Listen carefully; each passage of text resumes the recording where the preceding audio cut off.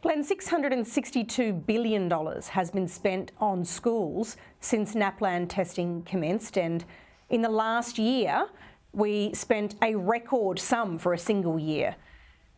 We're not really getting value for money here. What do we have to do in terms of non-dollar investments to be able to see those results turn around quickly? Well, as you say, we have spent an eye-watering sum on education in Australia. It could not be said that Australian governments have not prioritised resources into the system.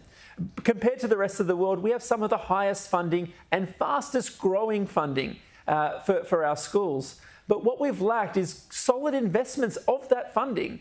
To this day, while we measure significantly the amount of money that goes into the system, there is not a single piece of data, and I repeat, not a single piece of data that tells us how money is used in schools.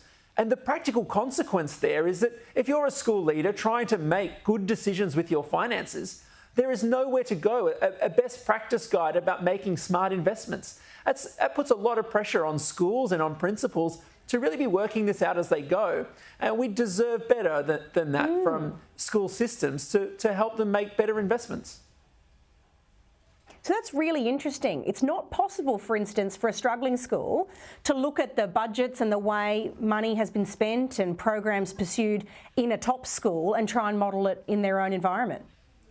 Exactly right. We ask schools to really work this out themselves rather than give them good guidance. And while we know that there's evidence-based practices out there, many schools and teachers won't have that ready at hand. We've got to do a much better job of mobilising good data and good evidence so schools can make better decisions. It's not because they don't want to.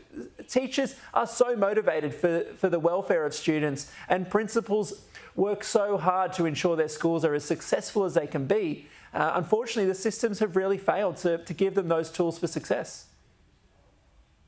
That is a really interesting and useful insight. Glenn Fahey, thank you very much for your help tonight.